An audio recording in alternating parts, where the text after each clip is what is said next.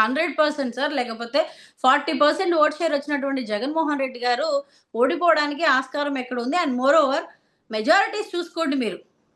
వ్యతిరేకత అంతో ఇంతో ఉంటే మీకొక 2000, 3000, 10,000 లోపు మెజారిటీస్ తేడా రావడం. ఏకంగా 40,000, 50,000, 60,000, 70 లక్షల్లో మెజారిటీలు తేడా వస్తే అదసలు ఏమన్నా నమ్మశక్యంగా ఉంటుందా సార్ మీరు చెప్పండి? కరెక్ట్. గతంలో ఎప్పుడు గూడా ఇటువంటి ఓటింగ్ అనేది జరగల. అట్లాంటిది ఒక్కొక్క ఎప్పుడూ గూడా ఇక్కడ పశ్చిమ నియోజకవర్గంలో ఖచ్చితంగా వైసీపీయే గెలుస్తది. టీడీపీ గెలిచిన దాఖలాలేం లేవు.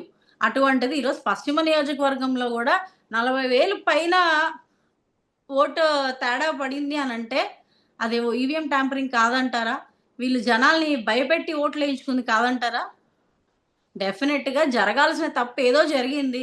అందువల్లే ఈరోజు జగన్మోహన్ రెడ్డి గారు ఓడిపోవడం జరిగిందే తప్ప, ప్రజలు మాత్రం ఎక్కడ జగన్మోహన్ రెడ్డి గారిని ఓడించల.